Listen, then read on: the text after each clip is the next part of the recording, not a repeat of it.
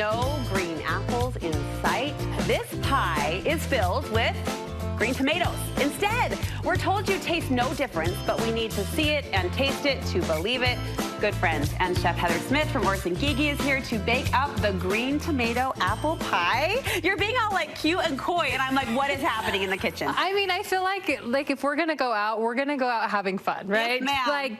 So food needs to be fun. We need to be adventurous with it, but also we need to use what we have. Thank you. And so we are gonna kind of go along the lines of we have like not ripe tomatoes and overly ripe tomatoes today, because I think we're really embarking on tomato season. Yes. Where maybe when you bought your tomato plants, you're like, yeah, I'm gonna buy like a few, and then you ended up with like hundreds of tomatoes. Right. And so instead of like passing them out to your neighbors, we're gonna show you ways to use them while they're still green. Love it. And then while they're overripe. Love it. We're putting tomatoes in a pie. This is practical fun. This is fun, but it's useful. See, this is what we love. This is what we stand for. That's what food is, I know. right? So tomatoes, not gonna taste the difference. So you're not gonna taste the difference. There is like a slight bit, like depending on how green your tomatoes are, they can still be a little bit more firm, but so are apples, right? Like if you don't bake them as long. Yeah. So really what they do, the tomatoes are just gonna take the flavor of our sugar and our cinnamon and our nutmeg, which is what apples do anyway. That's what you taste. Yes. Okay. So we're gonna start out with our pie crust. This is like our,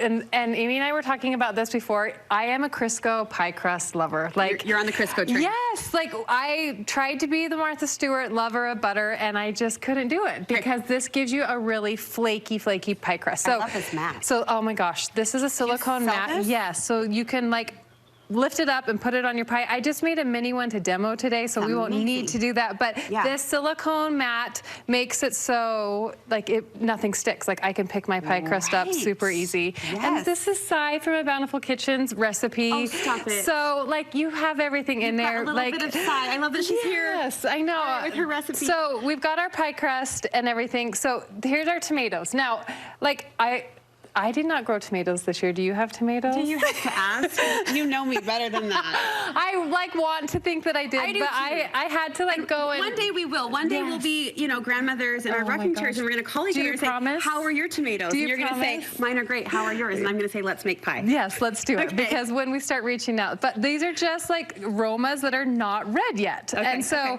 we're just going to slice them. And this is my favorite tomato knife again at Orson Gygi. Okay, but we're just going to slice them, and then this is where we're going to have some fun with it. So again, on a full apple pie, you're going to put about 8 to 10 green tomatoes in there, okay? Yeah. And then we're going to sprinkle cinnamon sugar. Now, this is for our full batch, so I probably won't put all of this in here, but I mean, if I happen to, please don't judge, because that's all of our favorite things.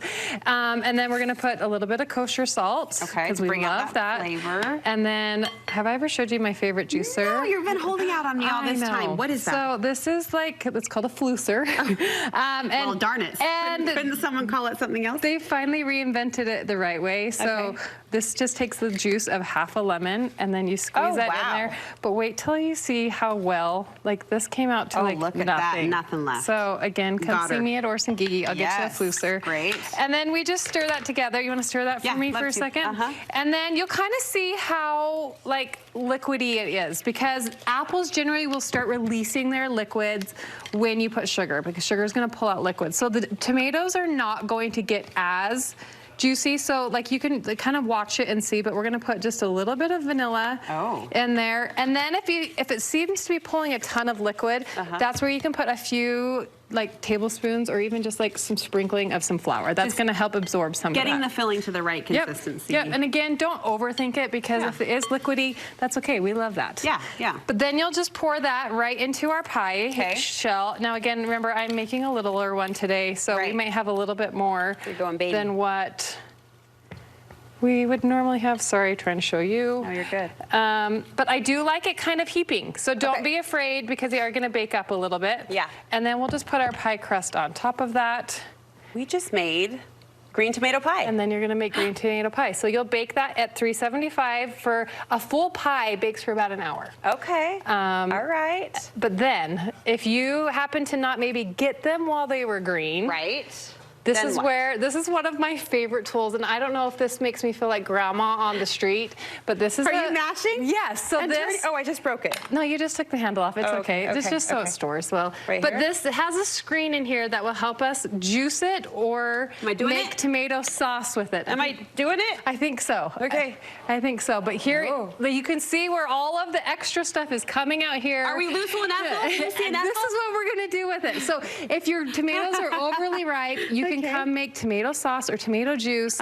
And so you're not, like, don't waste them. This is like, that's our goal, is like, don't get it. But we do it the same way with the cinnamon, and the sugar, and the vanilla, and the, Okay, but I am going to make you try this.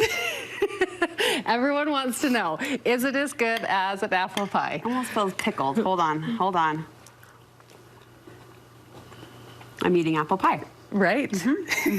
Guess what? I hate tomatoes. Do you really? I do. But you can't tell, can you? I can't tell I'm eating a tomato. I can't tell. Isn't it crazy? You're going back for round 2. That's a good sign. Good. You did it. You always do it. All right, thank you so much. Where can we get more great recipes, cooking tips, all the things? Just come see it at Orson Gygi. We're on Instagram, but life's crazy, so I'm not on there as much as I was, but just come see me at Orson Gygi. I'll give you all the things you need. I made my swoop last week for my chocolate pearls, and you've been helping us for how many years, sister? This is 18 or 19 years, so I'm trying not to cry, but this has been a huge part of our lives. Thank you for being one of the heartbeats of our kitchen, where we know all the good food and the good memories happen. So thanks for that.